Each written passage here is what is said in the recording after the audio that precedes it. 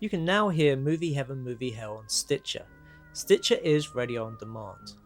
Listen anytime, anywhere. Stitcher is an award-winning free app that lets you listen to all your favourite shows, plus discover from 20,000 news, entertainment and sports shows. You can also create your own custom playlists. Stitcher is available on iOS, Android, Nook, iPad and in over 4 million car dashboards. You can stream your favourite podcasts from Stitcher. Don't have Stitcher? Download it free today at Stitcher.com or in the App Store. And please, leave us a review and rating on Stitcher. Thank you.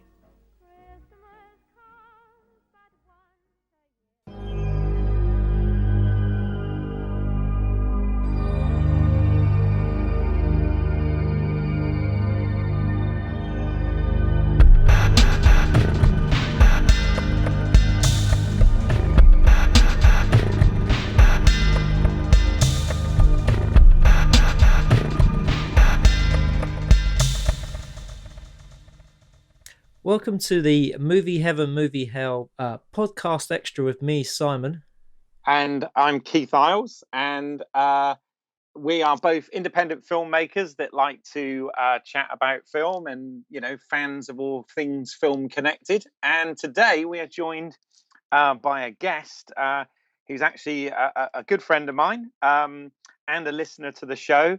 We're joined by Chris. Hey, Chris. Oh, hello, everyone. How are you? Very well, and very, very pleased to have you join us and be part of the show. Basically, the way this came about is I spoke to Chris over Christmas and told him that we were about to do a podcast around the film director Alan Parker because we got to P. And Chris started asking whether we were going to talk about Pink Floyd's The Wall. And I said, well, no, that actually weren't the films that we picked for this, although a very interesting film. And it sort of spawned the idea that we might be able to talk a little bit about that film. Well, yeah, because funnily enough, I'm actually a Pink Floyd fan, and I actually am quite a fan of this film. Though when it came to sort of making our picks, I just thought that Mississippi Burning was actually it was just a better film than this. But I mean, this is a very sort of intriguing film, and it has quite a sort of history to it.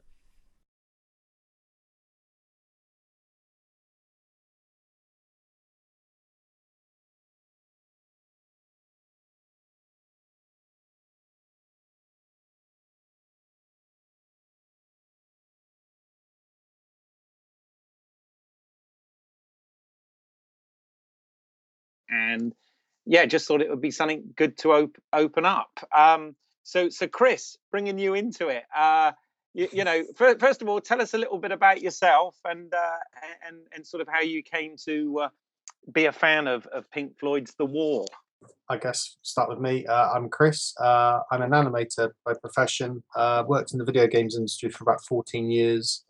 Did a little work in some broadcast stuff, and I'm currently working on something completely different, although still as an animator. Pink Floyd's The Wall. Well, I guess probably because I was very into animation when I was very small, and in 79, or it might have been 80, when Another Brick in the Wall Part 2 video came out, of course I was interested in the animation and also the music. That's a really good point. I mean, one of the things Chris and I go way back.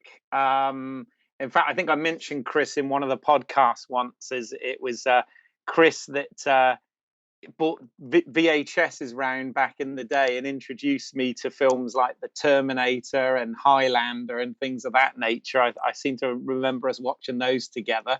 But I remember, Chris, you were always sort of really heavily into the music side of things. And I remember, for example, like The Doors, I became familiar with The Doors because of the Oliver Stone film. But I know that you were a fan of The Doors long before that and listening to that stuff, long before that. So I take it that's kind of the same with Pink Floyd, right? Yeah, I guess so. I mean, I think I probably came to the doors because I watched Apocalypse Now when I was very young. So Too young. not that I should have really at that age, but there you go. I guess we are where we are. But yeah, I guess it does go for Pink Floyd. I'm pretty sure I saw the film before I owned the album, and I saw the film several times. I think before I was 16, because I had another friend when I was quite young, and he was also into music, and we were always listening to music together. And he liked Pink Floyd too, so I'm sure he had a copy of it on VHS, and we used to watch it a lot. Actually, I got the album for my 16th birthday. That was my 16th birthday present, was the double album. Oh, nice. Showing my age a bit with the vinyl bit there, I suppose. But there you go. Hey, vinyl's back in. Vinyl's the new cool, isn't it? So it's all good.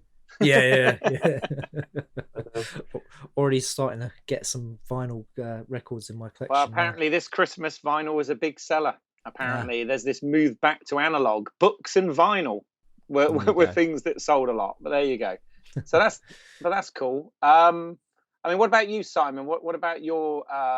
Obviously, I've not known you as long as Chris, but what about your initial contacts with the film The Wall or Pink Floyd in general? Well, my dad was a big fan, so I'd grown up listening to The Wall, but I didn't really get into them until my late teens, about when I was 19. Some friends of mine, we always loved listening to sort of that was when I sort of really got into music, and that was me and my friends. We'd swap CDs and stuff like that, and The Wall was one that came up and I'd listened to a lot. It must have been about 98 when I'd started getting into filmmaking. I remember one Christmas Channel 4 showed Pink Floyd The Wall, and I saw it in the Christmas listings. It must have been the Christmas Radio Times, and I set the VCR to record it, and I thought it was going to be a concert movie, because that's what it sounded like just from reading the description. But then watching the film, it was kind of like it was a whole different experience than what I was expecting. It was quite, it's a film that kind of washes over you because it's a lot of imagery, and whatever dialogue there is, it doesn't propel the story at all. It's kind of a bit just perfunctory. There's bits of words here and there, but there's never anything that propels the story as such. What propels the story is the music. And I've heard other people refer to this film as, the beginnings of like music videos and stuff like that, that it was one big long music video. And in some ways they're correct, but in some other ways they're not, because all these different elements tell the story of Pink and his sort of fall into madness and then possibly getting out of it at the end. It's never quite, it's always, the ending to the film's a bit ambiguous. Oh, absolutely. No, I mean, yeah, I mean, for me, I wasn't necessarily particularly a big fan of Pink Floyd as such. I actually ended up seeing the film because of starting to become interested in Alan Parker and Alan Parker's work. I mean, Pink Floyd, I remember when I was at college and film school, we used to go and see laser shows at the planetarium, all done to the sort of dark side of the moon and stuff like that. Because obviously it was all very, very psychedelic, like a lot of their work. But I mean, when we talk about film being this sort of combination of lots of arts and crafts, I think certainly in terms of a collaboration, you can very much see it in this with obviously what Roger Waters brought to it, but also what Gerald Scarfe brought to it with the imagery, and then of course Alan Parker bringing that together to actually form the visuals and the narrative of it that way. And yeah, it is interesting. It is interesting. Chris, coming from the listening, more to the album originally, and seeing how it's been adapted and re-recorded in some places for the screen. I mean, what sort of struck you about that? The film. Yeah, the film. Sorry. Yeah, I mean, as Simon was saying, it's really kind of just placing imagery to accompany the album. The imagery was very striking. Well, I mean, kind of the music really speaks for itself a lot, doesn't it, in the film? But the thing I suppose that really attracted me again as a young teenager was the animation, which is really, really good. I was very surprised actually when I watched a documentary about the film. Gerald Scarfe was saying the animation was all made on twos, which is basically the animation was shot twice, which means it's at 12 frames a second rather than 24. And he was also saying that the some of the final images, I mean, we were talking apparently about 2 days per frame. And I know he had a team of 40 animators, but that's still an awful long time to make all this stuff. It's so it looked like quite a labour of love for the art department. So that was something that really astonished me this time. And also, again, listening to the commentary for the DVD, something that really struck me and made me see the end of the film in a completely different light was Alan Parker talking about all the skinheads they'd employed to be the audience for the kind of Nuremberg sequences. And it's just like, and then you watch like Run Like Hell, and it's kind of like, God, they're really not mucking about, are they? These people, it's absolutely terrifying to watch suddenly because like they kind of meant it. It was, I saw the making of on Alan Parker's website, and there's a written essay as well where he talks about all that, and they had a lot of skinhead groups together. And he was really worried that that there was going to be a lot of fighting and stuff. But the thing that happened was when Bob Geldof would come out and do In the Flesh, they would all get riled up and they were really into it. And then so he started worrying that they didn't realize this was fantasy and they were taking it far too seriously. Yeah. All that anarchy stuff towards the end is quite scary, isn't it? And Chris, you mentioned about the animation in this, and I know obviously you've got some background in animation, but back in '82 when this film was made, we were talking sort of real old school style animation back then, in terms of hand drawn and all of that sort of stuff, right? Oh, absolutely, yeah. Everything there was drawn by hand, and again, referring to the commentary, that they were talking about the really lovely scene where Pink's watching TV and there's the shadow of his wife on the wall that morphs into the monster, and he was saying that you could do that on a computer now, probably in a couple of days. They had to draw the whole thing by hand, and it's quite surprising how much the industry's changed in that respect. Yeah. Was that bit where it sort of turns into that sort of praying mantis type thing? Is that Yeah. right? Yeah. Yeah, because that was basically their metaphor for his ex-wife, which is probably not the kindest thing to portray her as. But there you go. That's Roger Waters for you, I guess. So. Oh, I believe the trial had already been animated for the concert tour, because I know there was some animation that was already done before the movie, like the animation that was used in Another Brick in the Wall Part 2.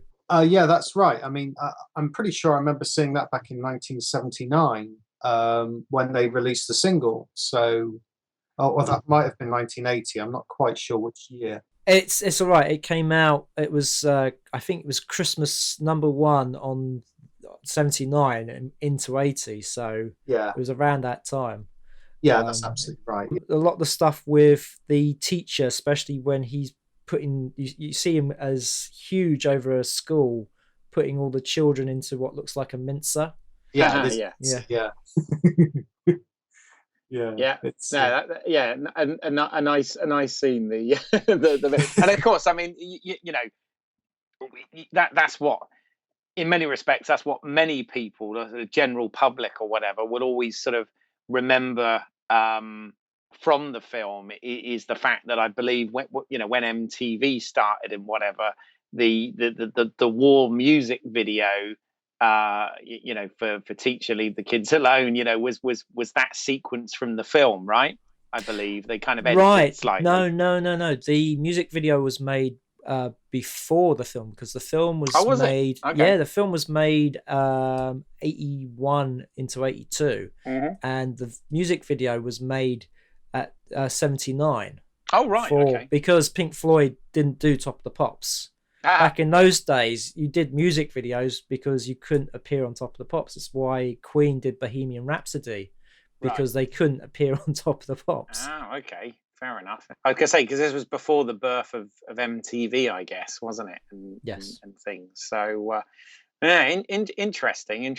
And it was interesting listening to Alan Parker talk about some of his approach for this, because, you know, he's often described this as the I've seen quotes. I've not heard him say this, but I've seen written quotes that he often describes it as the most expensive student film ever, kind of thing. But you know, his approach to it was he didn't want to have any scenes of the concert or anything in there. He didn't want it to be that way. He wanted to try and shoot something for the entire piece. That's correct, isn't it? I discovered an interesting history about this. Originally, when Roger Waters came to Alan Parker to do this project, he wanted him to direct, and Alan Parker didn't. He actually wanted to produce it, so he passed it on to his DOP at the time to be the director of it. Oh, right. And they actually went and shot concert footage at Earl's Court, and it was a big disaster. Okay. So he came back from filming Shoot the Moon, which had gone relatively very easy, and they asked Alan Parker to direct it. So he did, and they went in and they, you know, sort of fought over the scripts, and they sort of battled it out until they finally got something that Alan Parker was very happy with.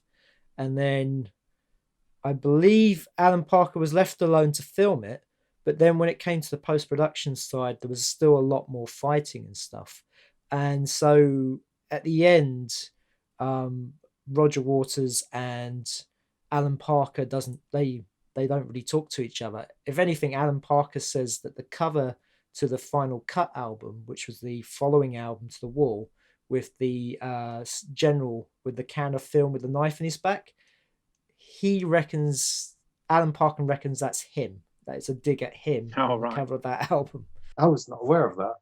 No. I mean, there's it's funny, isn't it? There's lots of these stories out there, and I'm sure bits and pieces of some of them are true, and then bits and pieces have been elaborated over the years or whatever. But that's just reading the essay that Alan Parker wrote about the making of that. Oh, wow. film. Okay. Yeah. Well, then So, if it's his essay, words, then that's his view on it. Then I guess absolutely. I mean, I think one of the things that we need to talk about with this as well is the casting and the use of Bob Geldof as Pink in this, because correct me if I'm wrong, because I always find the stories are slightly ambiguous or contradict each other on this, but did Roger Waters not actually want to be in this originally?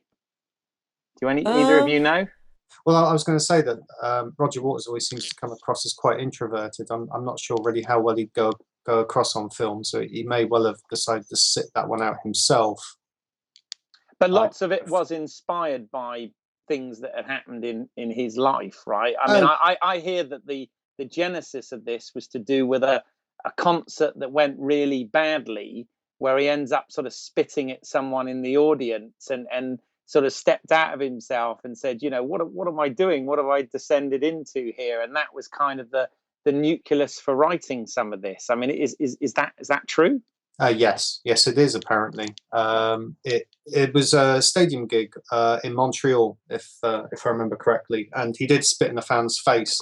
The fan was over enthusiastic, and he spat at him, and he realised then that doing stadium gigs, because it was their first stadium tour, it was to support the Animals album, I believe, and the whole band didn't take very well to stadium gigs. They felt it put too much distance between themselves and the audience.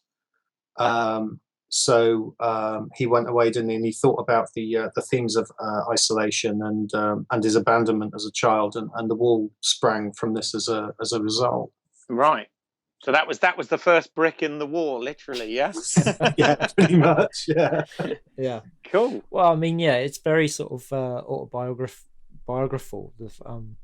I mean, the whole fact that that Roger Waters' father died in the war, and sort of that was something that kind of haunted him, and then sort of built it upon this whole sort of isolation and building up a wall, and then the whole sort of neo-Nazi stuff as well. The whole idea that music, especially big concerts, could be like, you know, like Nuremberg. Mm-hmm. So these massive rallies. So it's a whole interesting sort of collection of stuff that makes it very the album and the film very kind of full of ideas. Yeah. I mean, what do you guys think of Bob Geldof in this? Because apparently, as we know, Bob Geldof was obviously at the time, I guess, lead singer in the Boomtown Rats or whatever. So he was a musician, not an actor. And apparently, Alan Parker sort of tested him for it using a scene from Midnight Express, which is kind of interesting. But I mean, do you think? How do you think Bob Geldof comes across in this film? I think comes across very well, actually. I mean, the thing is, he's having to play a character who's very distant. The thing with the film is you're never quite sure if it's the drugs or if it's just him who's distant. I mean, especially the scenes with him and his wife when she says, "Hello, is there anybody in there?" It's I thought he was very good in it, and also him being a singer as well helped when doing, when he had to sing those tracks live, because you could, when he's doing the Nuremberg stuff, you can see that he's actually there singing it, and it's not it's not a backing track. He's not having to mime. He's actually singing the stuff there. And Chris, what are your thoughts on Geldof in this? Oh, I thought he was quite fab as Pink, to be honest. As Simon said, he did the alienation thing perfectly, and I also thought during the Nuremberg type scenes, he was really quite menacing and odd, and I still wince when I look at the scene where he shaves himself. That's really quite disturbing. It is indeed. I mean, what is it with Alan Parker and razor blades? Because obviously we got that bit in Mississippi Burning, don't we? Where he's and he seems to. But the bit in this film in particular is very scary, and obviously it's got that sort of motif with the razor blade, which is sort of set up when the young Pink goes to and hunts through the drawer in his mum and dad's bedroom and finds the cutthroat razor and stuff, and then of course you've got that really spooky bit where he kind of decides to shave everything, not like his eyebrows off and stuff, which is like pretty creepy, isn't it? Well, Bob Geldof did go for it a lot in that film. The scene where he smashes up the hotel room. Yeah. He actually cut each time he did it. Each take he would cut himself. And, oh wow! So you don't really see it. I know at the end of that scene, you see him cutting his hand open on the broken glass, the window, the one where he's screaming out at the street below. Yeah. I mean, that was cinematic blood. But when he was actually smashing the TV and breaking up, he would cut himself each time. He really put himself fully into that role. No, I mean, I think he did a good job. Apparently, a little bit of sort of weird trivia, but this is the sort of stuff I love about movies, is Geldof himself wasn't actually a particularly good swimmer or anything. So the scene when he's in the pool, apparently he is suspended from a rig that they took from the set of Supergirl for the flying sequences, and they put it in the pool for him to sort of stay afloat while they did that sort of camera pendulum thing that they experimented with, which I think for the sort of narrative or the visual style of this film, I thought that all worked rather well. Alan Parker says in his essay that Bob Geldof actually went off. He couldn't swim, but he did go off and train for a bit. So the best he could do was dog paddle, Right? Which was enough for those scenes. I've seen behind the scenes footage of that, and I think the rig is actually for the camera, not for Bob Geldof. Oh, really? Okay. Because they swing the camera. Yes, they do. Yeah, they use that pendulum thing, don't they? Which is pretty awesome. But I don't remember seeing anything holding Bob Geldof up. Sorry, off. Well, I mean that's the point. You're not supposed to see it, but but I mean, a device like that, you would see it because it would be cables coming in and into the water, and there really would be no way to hide it. You would see that, but there would be something underneath him, or so it's. I think it was just for the camera, not for Bob. Fair enough. Ah, cool. But yeah, I thought he did a good job in that, which is good. And what about, I mean, in terms of the actual, I mean, I've got to ask, because let's be honest, it's an unusual film. It's a very unusual film. What do you guys both think about it as a movie? Do you think it works, or do you think it's too far out there, or what do you think about it? Why do you think it's a classic? Watching it again was quite strange for me because I don't think I'd seen it for a good 20 years. And my impressions of it was it still held up really well as a film. Lots of really great imagery, although I also felt that some of it was very much a part of its time. Mm-hmm. And some of the lighting choices I thought were really interesting. Was it Peter? I can't remember the cinematographer's name now. Peter Biziau. Yeah, is it Biziau or whatever? But Biziau, yeah. I saw a thing where he was talking about his lighting choices. Although when I watched the film, some of the lighting choices he made for some of the scenes actually reminded me of Ridley Scott's 1984 advert for Mac, which was a couple of years later. Oh, right, okay. You remember that advert where they yes. I think they throw a hammer, don't they? And that's right. Yeah. They use a bit of it in the Steve Jobs film. Actually, there's a little bit of that used. So yeah. Anyway, okay. So some of that reminded me of that. In terms of the animation, I don't think the animation has really aged at all. It still looks great. I just love it to bits. It's fab still. But yeah, lots of really interesting and striking imagery, especially when he's kind of so alienated that he's basically sat on the sand dunes watching television in his chair, and you've got the barbed wire with the hammers next to him. I thought that was really lovely. Mm-hmm. For me, it's a film that the imagery just flows across you as it goes along, and there's no point where you don't know what's going on. It's very kind of clear what's happening, and you get a sense of when things are memory, when things are in his head, and all that kind of stuff. I mean, I love what they did with the music as well, because I thought the redoing the music helped. It was really, really good. I mean, I like the fact that they changed Bring the Boys Back Home, where they had like a full sort of marching band there with a choir singing it, and that was those scenes as well, very powerful, with him on the railway station where all the soldiers are coming back from the war, and he's trying to find his dad who isn't there, and of course they all stop to sing Bring the Boys Back Home. Yeah, I thought that was really well done. I thought the World War II imagery was really well done, even though you could tell they didn't have much of a budget for it.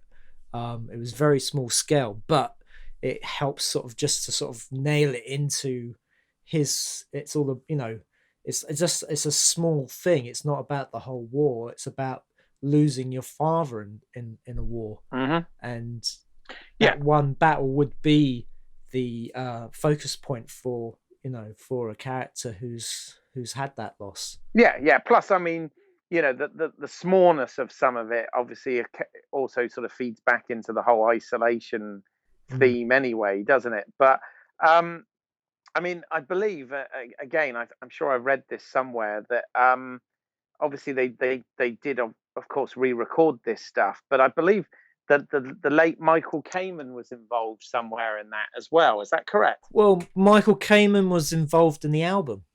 Oh, was he? Okay, I He didn't know did that. the orchestrations in the album, so he was brought back to do the orchestrations for this film. Right. Okay. Fair enough. So was this his first sort of foray into film then? Maybe. I think so. Yes. Right. Right. Okay. Interesting. Interesting. That's good.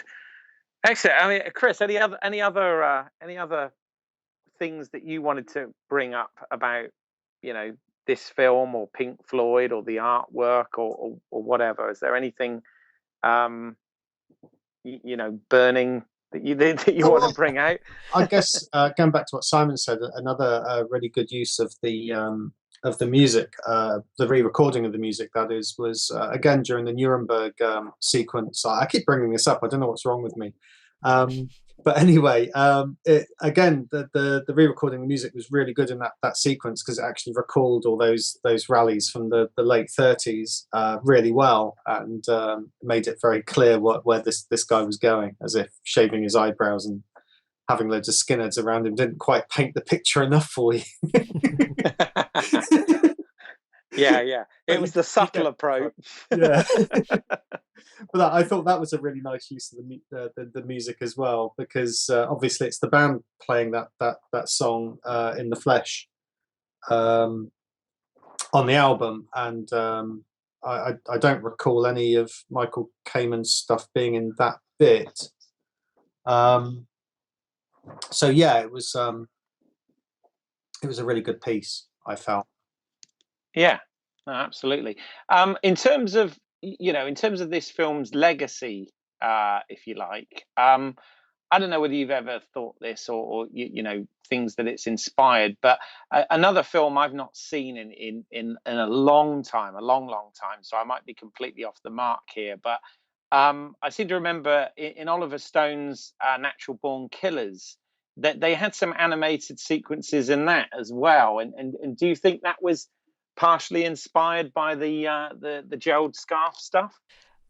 Possibly. I mean, though that film had a lot of it seemed to take everything from media. I mean, literally, there was so much stuff in there. I mean, you had like a sitcom in there at one point where the father's doing this horrendous stuff, yet they have a laugh track.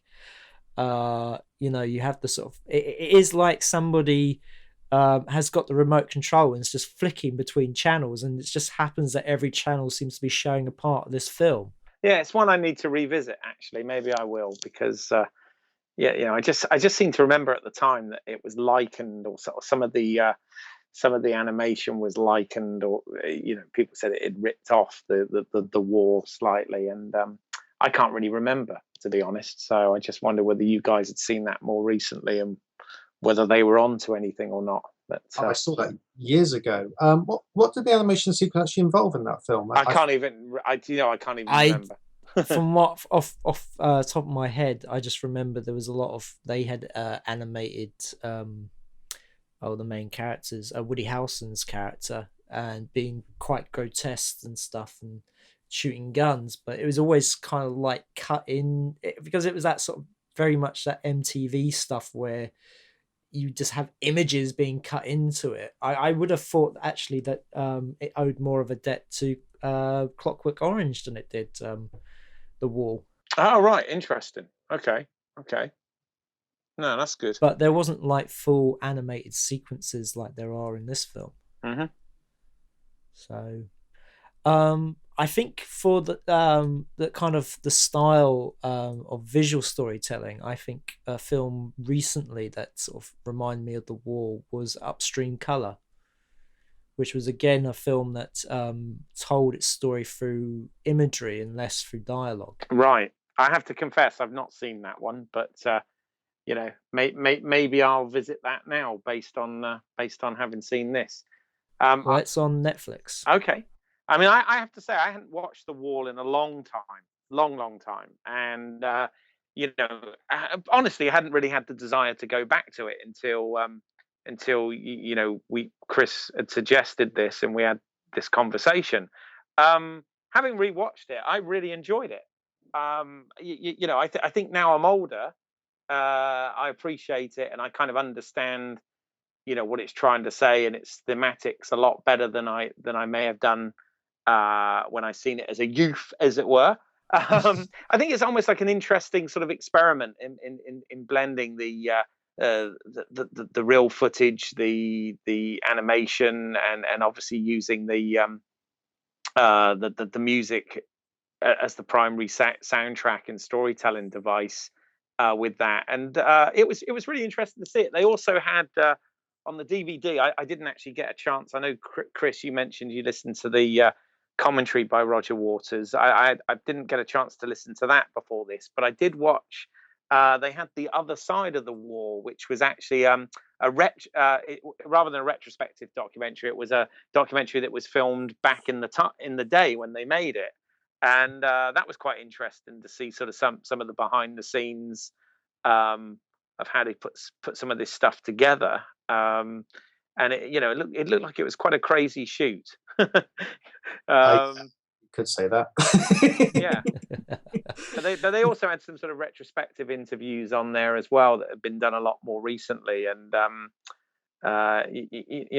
people's memories of it. I mean, Roger Waters thinks some of it. His comment was the thing that was missing from it he said the thing that he sort of doesn't like about it watching it today is the fact that there's no humor in it at all. I mean, it's completely devoid. It's a pretty depressing fucking film, let's be honest, right?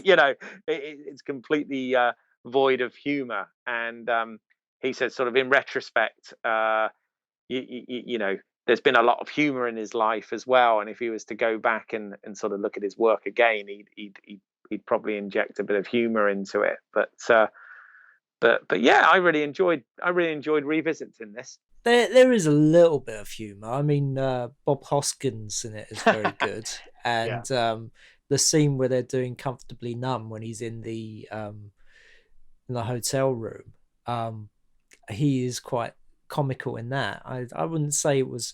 I think the problem is it's a film like this, especially with the music. It's heavy. So to have humor in there, it would have been just so wrong, Yeah, absolutely. I saw the live show a couple of years back with Waters, and I've got to be honest, there wasn't a huge number of laughs in that either, to be perfectly honest. It's not that kind of album you really make light of. Although, it wasn't Bob Hoskins' line when he comes in and finds Pink in his chair. Doesn't he say something like, "I never had this trouble with Cliff"? I'm not sure. I know he says quite a few things, but a lot of it is sort of covered with the music. So I have to sort of go back to listen to that, because I know that the thing is the version I watched recently, the mix was very low, so I had to pump it right up, but so the music was very loud, but to hear some of the dialogue was a bit I had the same problem. That's interesting. Because when the film starts, when he's in the hotel room in the States or whatever, and there's the lady, the cleaning lady with the vacuum and everything, I was whacking the volume right up to try and hear that, and then of course when the music kicked in, it nearly brought the bloody house down. It was crazy. So I have to say I love the use of that track at the beginning, because it's the little boy that Santa forgot. Yes, I believe is the track, and it just sums up the character of Pink straight away. He's this boy who that is sort of left on the the wayside. I mean, that the whole scene when he's a young kid at the playground, and there's the father there with his kids pushing them around on the roundabout, and he just loves that, and he feels like part of a family. So that's why he goes and grabs the guy's hand, and he's like, go away. Sorry, my best northern accent. Go on, bugger off. Yeah, bugger off. Yeah, No, it's a pretty cruel scene actually, but yes, it's all very well done. Well, yeah, but I mean, also shows also how independent he is, because he sits on a swing and you can see him watching the others, and sort of you can tell he's going to sort of learn to push that swing himself without any help. Yeah. So yeah, I mean, it's very good. I mean, the one thing I always loved about the film, and I thought it was a nice touch, was the scene with the teacher when he picks up the book of poetry and he goes, "Poetry, everybody!" Yeah. And he starts reading it out, and it's the lyrics from Money. Yeah. And I thought, oh, that's a great touch. And then I found out that Alan Parker put that in to annoy Roger Waters. Oh, right. It's a good scene, you know. I mean, It was a nice choice by Alan Parker, but interesting. I mean, it must have been an interesting process, this, with them not necessarily seeing eye to eye throughout the process. Have you guys seen the sort of the mini film that Roger Waters did for the final cut? No. There is, and he actually brought back one of the actors from The Wall to be in it, Alex McAvoy, who played the teacher. Oh, okay. If you go on YouTube, you should be able to find it. All right. It's about 30-40 minutes long, and it's very good. I mean, because I'm a fan of the final cut as well. I really like that album, even though a lot of Pink Floyd fans don't. And but that is an album very much of its time, about the 80s. I mean, lots of digs about Thatcher and stuff. Mm-hmm. But no, this sort of, if you want to find, you search that out, because that's Roger Waters totally in control of that. He even appears on screen. Oh wow! Okay, cool. Interesting. And Chris, how was the live show then? What was that like? That was amazing. Yeah, it was really good. I think I met up with you before you were going, didn't I? It was the evening after, I think. Oh right, okay. I met you around that time. Yeah, that's right. Yeah. We were all in the bar. Oh, obviously, no. Yeah. The live show was fab. It was staged an awful lot like the original shows, and that during the first half there's a huge wall built in front of the audience. So by the time the first half is over, the intermission, you can't see the band anymore. Lots of projections onto the wall. Lots of the original animation, obviously. Really amazing. Yeah, really, really well done. It's available on Blu-ray now. Hang on, should I be plugging that? No, well, yeah, we're not affiliated with anyone. That's cool. I mean, Christ, the amount of DVDs and Blu-rays we plug on this podcast, we ought to be getting royalties. But there you go, that's another story. But so obviously, like you said, they had the physical wall on the stage as a part of the set, and they used some of the Gerald Scarfe cartoon, animation. But I take it all of the rest of it was new, right? There wasn't anything used from the film at all. No, I mean they still had a mini kind of Nuremberg at the front of the stage for the in the flesh sequence, and that's really memorable because Roger seemed to really enjoy firing a machine gun at the audience. That was quite amazing actually to watch. He seemed to really enjoy being a fascist. it was quite fun in a way. But yeah, it was a really great show. It was very lavish. It obviously cost a lot of money to put on, and it looked amazing and sounded amazing too. Well, I was coming home from work from one night when it was playing at Wembley Arena, and the thing was, I was actually wearing my Pink Floyd The Wall beanie cap, and so I looked like I'd just come from the show. I was thought. It was quite that one day I decided to wear it, and I get on a bus going home, and there I'm surrounded by Pink Floyd fans. It was quite amazing. Cool. Very cool. I was just thinking of when I went to Cannes the first time back in 2009. They have a screen on the beach which they do like nightly screenings. Mm-hmm. And when I was there, they actually showed Pink Floyd The Wall. Oh, cool. On the beach. Yeah. Wow. I didn't sit and watch because it was quite late at night. It was very cold. Right, yeah. But yeah, I was quite chuffed that they were playing it, because it does feel like one of those films that's kind of been forgotten. Yeah. No, I think so. I mean, it's interesting, sort of looking back. You know, when we got to P and chose Alan Parker, and sort of looking back over his body of work, which, you know, as we mentioned in that podcast, is, you know, quite eclectic and whatever. And you know, the Wall wasn't an obvious one that sprang to mind for me at all. Actually, it was like, you know, it's not my favorite genre, or my favorite type of movie or anything like that. And I'm not even like you know, I have an appreciation for it, but I'm not a massive Floyd fan or anything like that.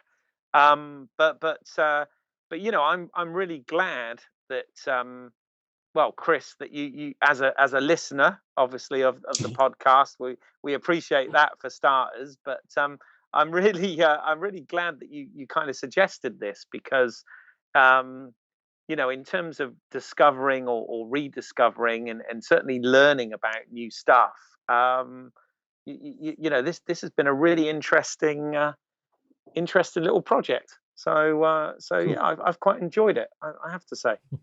Yeah, I think you're right. It's very much a forgotten film, I think, and it was nice for me to rediscover it as well, because I hadn't seen it probably since I was a teenager, and to see it again was really very interesting. Oh, indeed. I mean, I'd seen it sort of not so long ago, so it's a film I do like going back and revisiting from time to time. No, well worthy. So, Chris, where can we find your work? Are you online? Have you got a website? Are you on Facebook? Oh, no, I'm not publicising myself at the moment. I'm working on something a bit hush-hush, which will be out this summer, but I'm not publicising it at this point. Okay. That's all right. So watch this space, in other words. Yeah, kind of, yeah. Don't worry, Chris. When we started these podcasts, Simon asked me on the very first episode, so where can we find your work? And I went, oh yeah, that's a bloody good question, actually. So it made me get my shit together and get a YouTube page up. But before that, yeah, I was not present either. So don't feel bad about that one. Okay. We wish you luck with the project and hope it works out. Hope you can tell us about it. Yeah, absolutely. Once it's released, it'd be great to talk about it. Actually, it's a lot of work. Yeah, good. Well, please do come back on. Creative. Yeah, no, absolutely. So Keith, where can we find your work? Well, now I've set it up. Yeah, surprisingly enough, you can find it on YouTube. If you put in British Eyles, but it's Eyles spelled E-Y-L-E-S, as in my last name, you can see some short films there that were written, produced, and directed by myself. And as always, you can find my work on independentrunnings.com. You can listen to this podcast on iTunes, YouTube, Mixtape, and Stitcher. Bloody everywhere. Wow, not quite. And YouTube. Yet. We're getting there. Yes. And please leave us a review and a rating. Yes, please do that. That will help. And you know, it just leaves us really to thank Chris for coming on. It's always good to get mates involved in these things, and you know, interesting to bring a different perspective about talking about these films along. So really appreciate that, Chris. Thank you. Oh, great. Thank you for having me on. It's been lovely talking to you. Hope you had fun.